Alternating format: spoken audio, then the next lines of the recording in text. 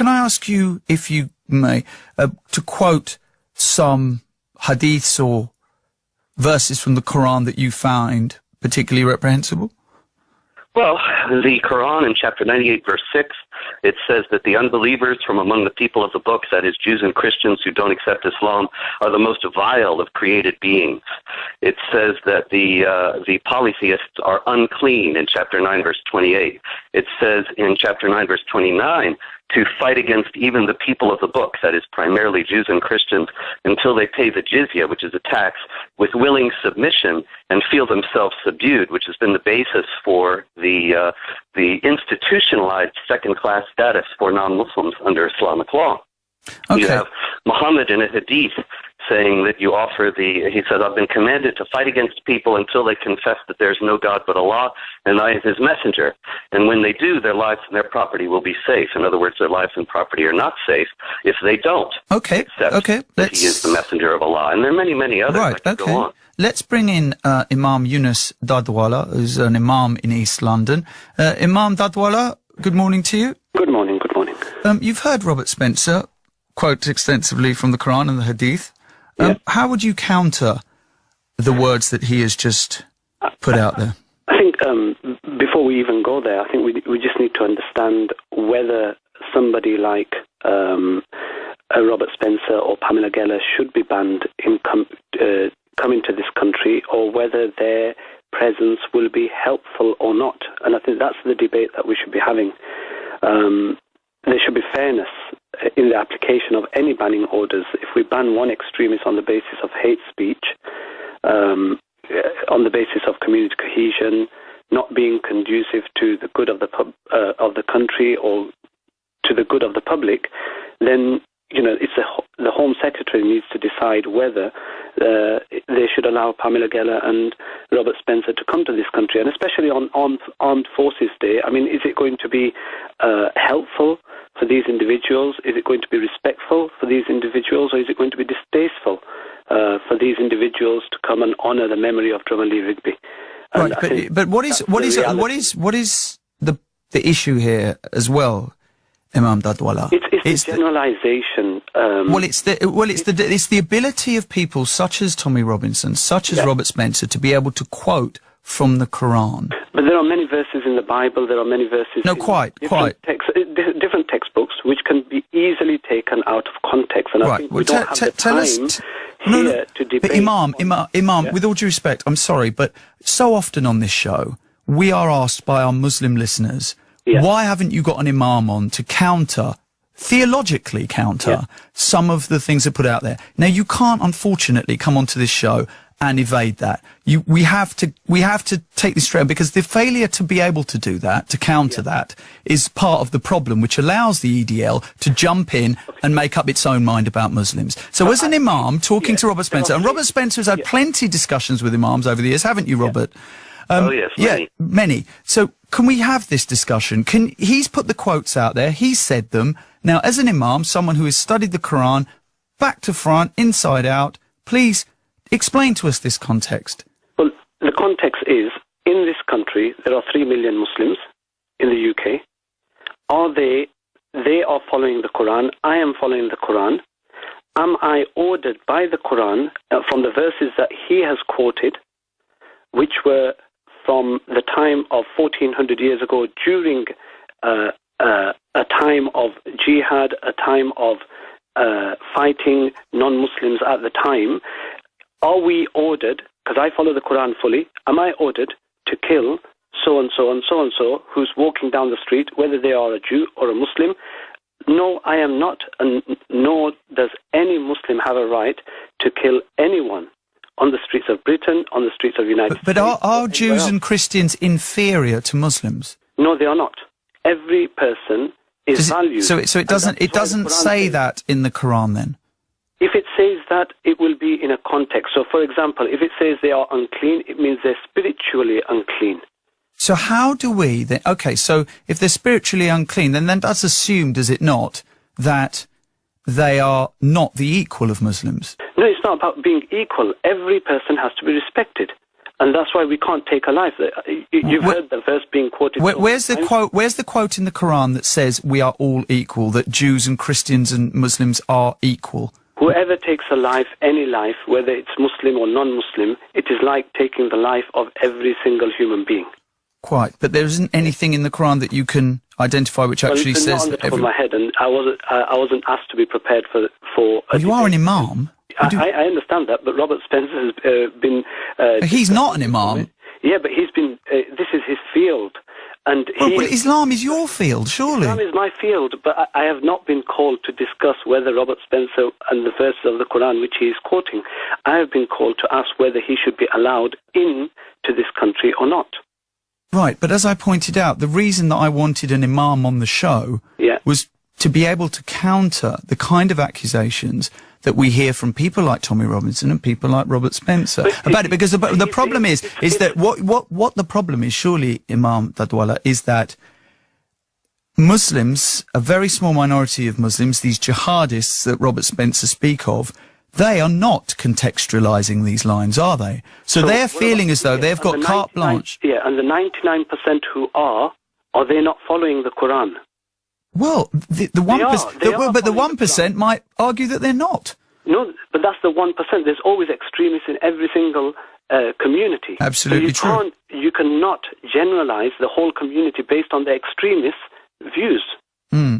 So if 99% who are following the Quran, who are following Islam, are not taking that verse as literal, then why is it that we should follow the 1%? Robert, please explain further how you coming to this country where views such as yours already exist and are articulated is doing anything to help bond us together and to learn to live with each other and to, I mean, well, it's doing exactly that.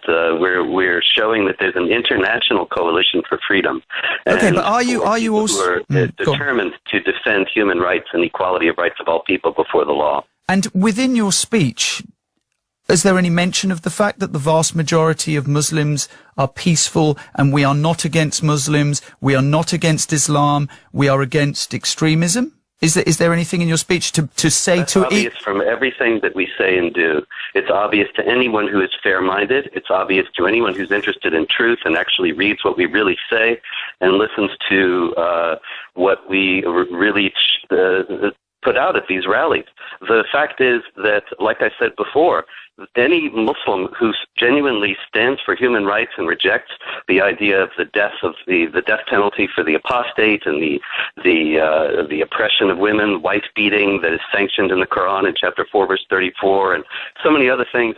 Any Muslim who rejects those things and stands for the otherwise universally accepted notions of human rights, such as were delineated in the Universal Declaration of Human Rights of the United Nations of 1948, very much invited to stand with us. Okay, Imam Dadwala, do you want to come back at the accusation that wife beating is sanctioned in the Quran? Wife beating is not sanctioned in the Quran, and that's why I've spoken against wife beating. I always speak against wife beating. And I think what we've got to understand is, Pamela Geller, she's standing up for Israel. And, her language is vile against Muslims. It's generalized against Muslims. And that's why on a recent visit to Canada, she was banned by a synagogue. A Jewish woman, a so-called defender of Israel, is banned from speaking at a synagogue. The Toronto Board of Rabbis denounces Pamela Geller because of her visit to Canada. Why was she invited? And this is the Board of Deputies of Rabbis in Canada. So, for Muslims to speak about whether Pamela Geller, or just question whether Pamela Geller is conducive to the public good in this country, I think is it's quite natural. But not Robert Spencer? Robert Spencer as well. Anyone who is trying to fuel hatred. We live in a society, a peaceful society. There are individuals who carry out acts of criminality. There are individuals who are extremists, but you can't generalize because of those criminals or those extremists and start demonizing a whole community. And those people who are, look who's calling these individuals. I think that answers a lot of questions. It's hateful people who are calling hateful individuals to a rally. Robert? Chapter 4, verse 34 of the Quran says, good women are obedient. As for those that are not, give them a warning, send them to separate beds, and beat them. It's in there. Look it up. As far as Pamela Geller getting banned in Canada goes, this is part of an international effort by leftists and Islamic supremacists to silence any voices that are standing up against jihad and Islamic supremacism. And actually, she was banned by the first synagogue there because a Muslim policeman threatened the rabbi and told him that he would lose his job as a chaplain for the area if he let her speak.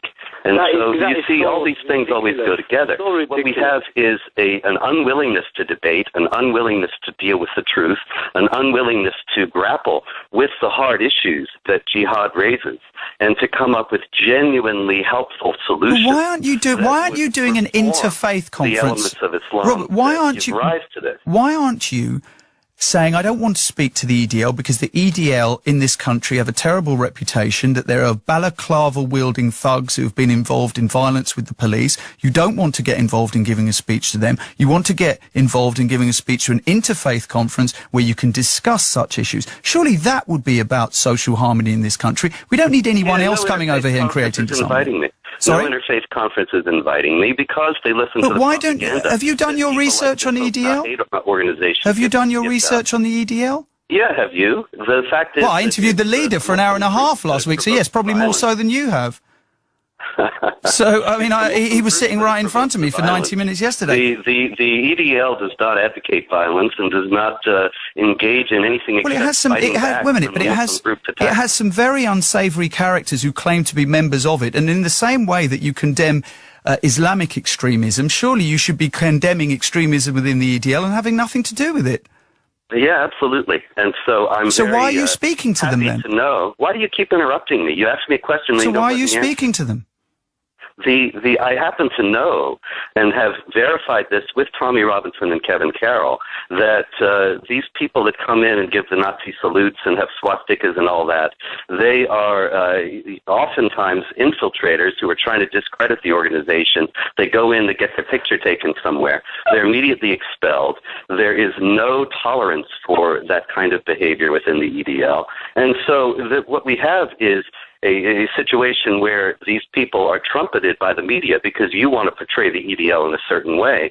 It's the same thing. We're creating this, are we? I know that I'm working for freedom and human rights, and am constantly confronted by people like this Nick Lowles from Hope Not Hate, who plainly just fabricates this ad that we supposedly ran and then tries to make a case about it. And in his petition saying that we should be banned from the UK, he says we called all Muslims savages, which we never have. So the whole thing is based on lies. We have breaking news. Islam will dominate! Islam will dominate! A month doesn't go by without a terrorist attack. What is going on in this country? Because I no longer understand the rules. Because you're not allowing a conversation to admit that we have a problem. This man received death threats and we have all looked the other way.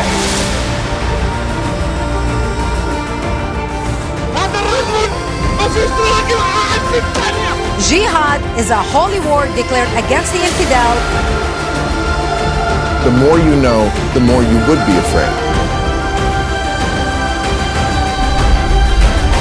Let me say the question slowly so then you will understand it. You will be told you can't complain because you're Islamophobic. Political correctness. We don't want to offend anybody. America, last time I checked, was the home of the brave. These movements that have been fueled by petrodollars that dominate the leadership.